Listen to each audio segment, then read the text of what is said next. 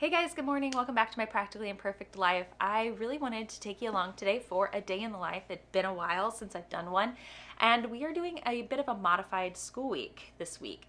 We are going to be gone for the whole second half of the week for a big homeschool basketball tournament, and that means one, for me, I have quite a bit that I need to just check off the list today, getting the dog to the kennel, getting things packed, cleaning out the fridge, Costco run for snacks, just lots of things.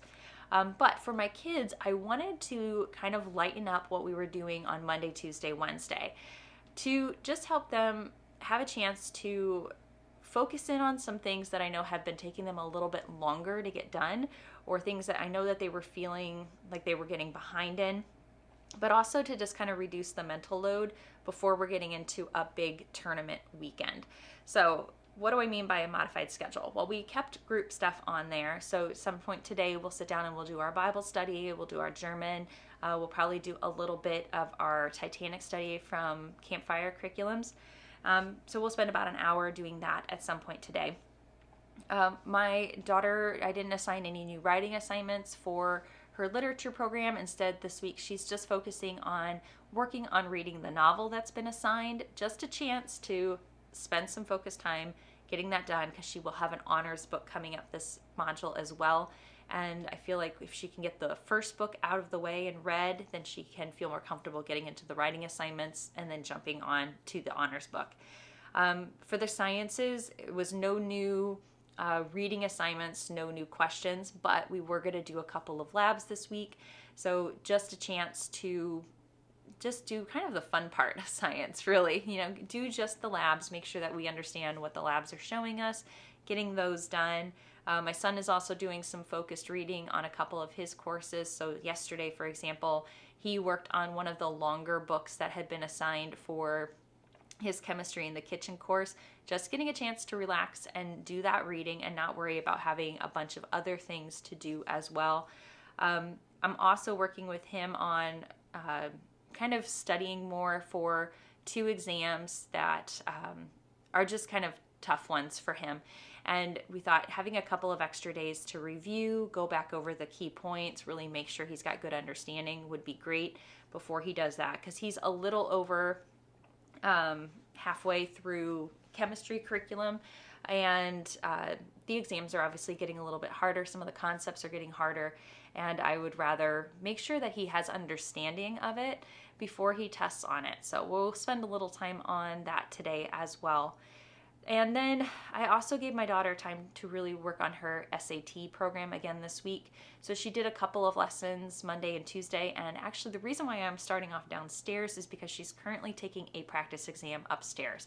That takes about 3 hours of her time. And we try to create a quiet testing environment for her to be able to work on that. So she's got her laptop set up in her room. It's nice and quiet up there, and she can work on that, because we wanted to, again, create an environment that felt as close to the test as possible. So quiet, no distractions. She's got to sit there and do the whole thing, in one swoop. There's no pausing it and coming back later. We want her to make it feel real. And so that way she gets as good of a practice as possible. And I'll tell you a little bit more about that and what kind of goes into doing those practice exams after a little while here, when I can go upstairs and talk a little louder. So anyways, I'm going to dive right on in. I'm going to start working on some of the things that I need to check off this morning, since she's going to be busy for the next few hours, and my son's just going to be doing some reading for a couple of hours. So I'll get my stuff done, and then we'll reconnect with the kids, do our group stuff, do some lab stuff, and go from there. Okay, I'm back from the store run, and I'm ready to put together what we call spirit bags for regionals. So we did these last year for the teams. Basically, for each day of the tournament, Thursday, Friday, Saturday, we give each of the kids a little goodie bag, and it's got a mix of things in it. So usually there's some kind of a drink each day. And so I kind of pulled the kids to see what they like. So body armor, we got Gatorade, we got Celsius, and then just a mix of snacks. So some of them are on the healthier side, like apples and oranges. The girls requested gum, but most of it is, snacky food. So we've got chips and crackers. I did get Cliff bars, Rice Krispie treats, granola bars, and like mini cookies. And so they'll get just a couple of things to munch on. They'll get the drink. And then usually what I like to do is print out something like a motivational quote or a Bible verse or something like that to slip into the bags for each day as well. So I'm going to work on getting these all packed up. All of these came from Amazon. I love these. Look at them. Aren't those cute? Let me sweet little boxes. So I've got to make 23 of each bag because there's 12 on my son's team and 11 on my daughter's team. So let's get going.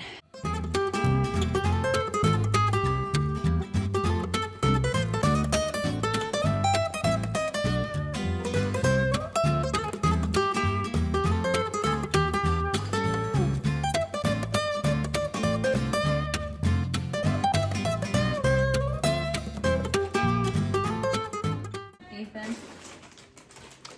What's up, guys? Welcome back to my YouTube channel. What?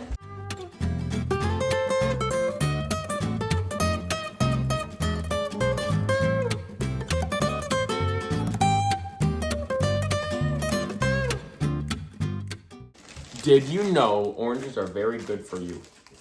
And if you eat enough, your skin will turn orange. What I got is a cow. Oh yeah, Cat got that for you. That's No, Tracy great. gave it to me. It's great, Mom. Yeah. Here, have this. All right, I've got extra. I love oranges.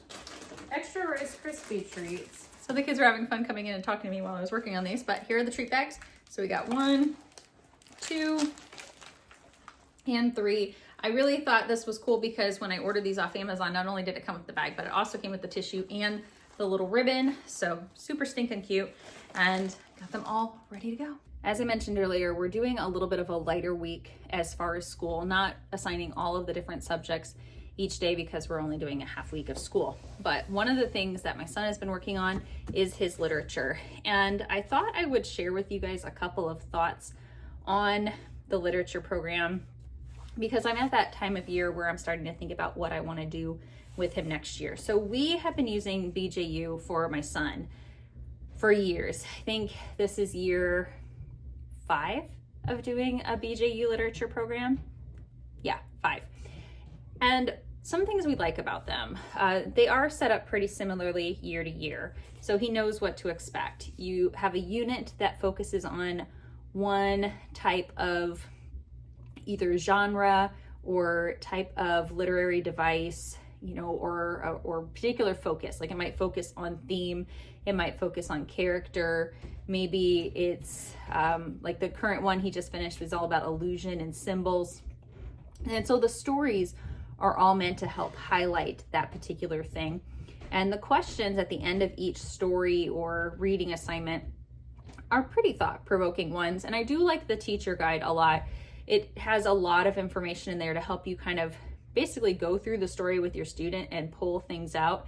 I think one of the things is that it sets up the teacher guide almost as if you're going to be reading that story out loud with your student and then stopping at certain points and then pulling things from the story, which in many cases is not how we do it. He does the reading assignment, we do the discussion questions together, and then he does one of the like the short reading quizzes that just check his understanding that, you know, he actually read it.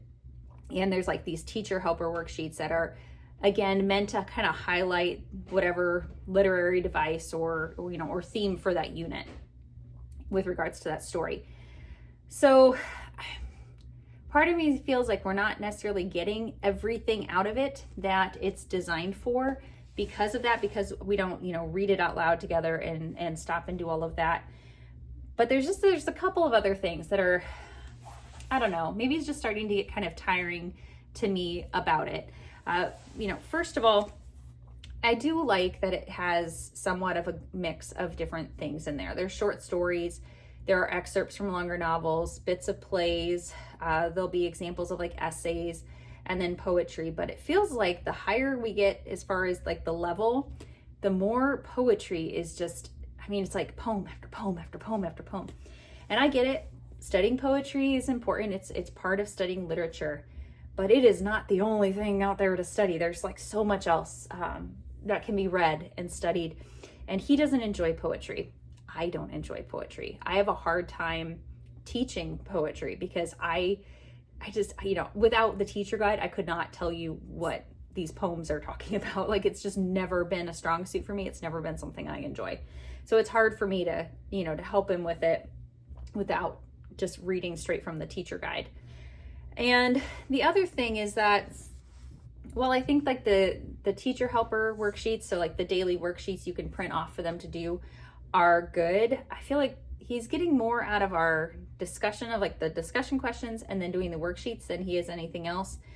But I'm not been really thrilled with the tests. I mean, there'll be some questions on the test. Like, I've got the copy of the test he's about to take. So there are some questions that actually are, you know, referring to the literary device. Like, which of the following is not a true statement about illusions? Illusions are primarily based on what? Which of the following is not true of literary symbols? So there's some questions like that. But there's a lot of questions that are like super specific about the different reading selections in a unit. And there sometimes are a lot of reading selections, especially when you have one that has like 4 or 5, 6 poems in that selection on top of the stories, and trying to remember all of these different details. You know, it's one thing to like know the main theme of something, but you know, there's one, it's like in this poem, something is alluding to what specific thing about something else. So like you have to remember that detail. A primary symbol here, which of the following objects are symbols in this particular poem. So you'd have to, you know, remember like all of these specific things that are mentioned in this one poem. And I don't know how much that's really helping to make sure he's understanding it, as opposed to just like regurgitating what he's memorized. I don't know. I just want to feel like he's more understanding over all these things and being able to apply it to like whatever he reads. So, I mean, it's really got me thinking as we're getting ready to start choosing literature curriculum for him next year. I mean, this BJU was on the short list because they have an 11th grade American literature course. I have another one on hand from Apologia that my oldest did, but I really liked it when she did it. I thought it worked really well for her. I don't know if it's going to work as well for him, even though I really like it. Like I really liked it, but I have to think about what will be best for him, because I feel like the further we get up there, the more he's just not enjoying reading, and I want him to have a love for reading. And so, and then there's also that problem where like there are certain things that I think everybody should read at some point. There are some classic examples of literature that are good to understand, to know. It gives you perspectives of the time they were written. They have wonderful examples of all of these different literary devices. They are referenced so much in so many other things. Like, I feel like it's important to read some of them. But you also want to consider having things that are simply enjoyable for your student to read as well. So it's finding that happy medium between things that he will want to read and will kind of devour and learn from, and the things that I feel like are something that, you know, you might not particularly love this book, but it's good for you to have the experience of reading it.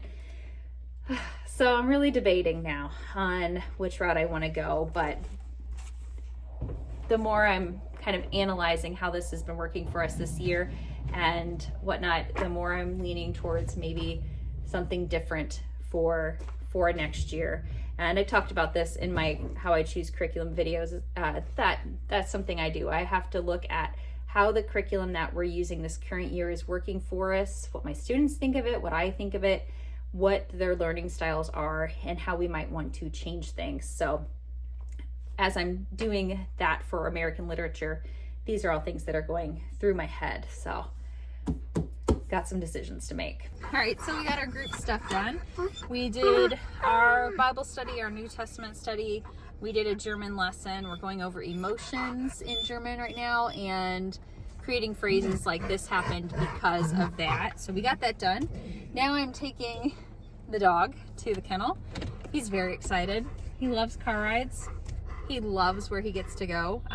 They do a dog daycare, and we used to take him there quite a bit, but it is a bit of a drive and it's an added expense. So him getting to go and stay there for a couple days is actually like a real treat for him. It's out in nature, like it's way out, kind of like in a wooded area. They have a pond, and they take them for walks around the pond. He gets to go in the play yard with other dogs, which he absolutely loves. So are you really excited? Hey, are you really excited? He's really excited, but I think we might stop and get a pup cup on the way. So now that the psycho dog is dropped off, he's just way too excited to be here. I got to make a quick stop at the bank, but I thought, and don't mind me if I'm looking away from you, I'm just going to chat while I drive. Wanted to let you know a little bit about the SAT practice test that my daughter was doing. So I did a video a couple of days ago, weeks ago, I don't know at this point. I did a video about the SAT prep program that we're doing. So my daughter is doing Prep Scholar, and it gives you access to do 4 full-length practice exams. Now, the way that they work is they're not actually on the Prep Scholar website. They are instead, it gives you access to it through, what's it called? Blue Book. So it's an app that you download onto your computer, and you log in and you use your College Board ID to log in. So you do need to have like a College Board account set up, which is free to set up. And we already had one set up to help us with college searches, and also to register for like the SAT. So you log into there. Now you do have the ability to pause the practice test while you're taking it. So if you needed to, you could pause it and, go to something else. We try to make it so she doesn't have to do that. I want these practice exams to feel fairly close to the real thing, because I want her to get used to what it's like to sit there for that length of time, uninterrupted, working on these exams.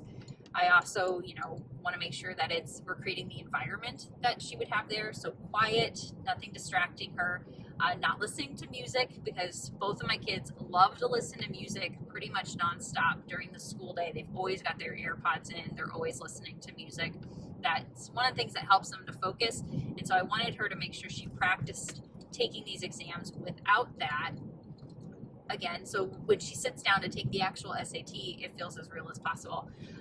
But basically, we just have to block off days when those are coming up, and she can kind of pick and choose which day she's going to do it on. This week, she just decided that, hey, Wednesday, I'm going to take that, and so she started really early this morning on it, so that way she can get it done. So I really like that about the Prep Scholar program, the fact that we get to do the number of practice exams that she gets to have, and then we'll be able to look back and see how she did on that, and then it will adjust what it's going to have her do in the upcoming lessons based on that performance. So all in all, it's a pretty good thing. But now I'm going to run to the bank. I got to get some checks deposited. I got to get some change made, and then we're going to go home and finish cleaning out the fridge and pack my bag, because I still haven't gotten to that yet today. Whew, day is slipping by rather quickly.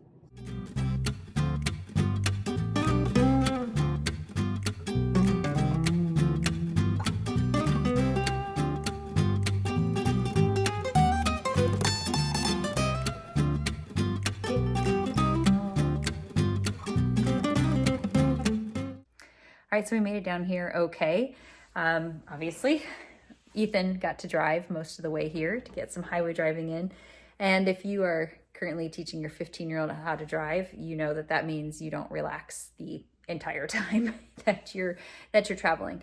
But we're here, we're down in Indianapolis for our basketball tournament. The minute we walked into the lobby, a bunch of other teammates were already down playing games and stuff. So the kids have all already disappeared to go down there and play with their friends. But that is one of the beauties of staying in the same hotel that most of the team is staying in, because it just gives them so much time to hang out with their teammates. And given that it's already like 9 p.m., it's going to give me a chance to relax a little bit and get just a shade of quiet, catch up on some emails and things like that. But we have a really nice room. We always get the suite when we're here. So we've got the extra pull-out couch. It's got the full fridge. It's got a dishwasher, microwave dishes, and all that stuff. And we're just down the street from a Meijer, so we can go pick up some food to keep here so we're not eating out at restaurants for every single meal. They have a really nice breakfast. It's a really nice hotel. They're always a good place to stay. All right, so we did a little jump in time. It's actually the next day. The kids are down swimming and playing cards with their friends, so I thought I would get this video edited while I had a few minutes of quiet time, and I realized I had never filmed an outro. So let me wrap up this day in the life video by just saying that if you can find organizations like the one we're a part of to have your kids in, like if they're interested in sports and things like that, if you can find teams and organizations that focus in on character development and growing them in sportsmanship, and yes, teaching them the sport and teaching them to be great players, but primarily focusing on that character development, I can't tell you what a great blessing it has been to be a part of the group we are in. I love the other families. I love their teammates. I love the way that the games run, here, and the fact that they focus on honoring God first and then sportsmanship. And it's wonderful. Like, I just love it. Anyways, thank you so much for joining me for today's day in the life video. I hope you enjoyed it. I'll see you guys in the next one. Happy homeschooling.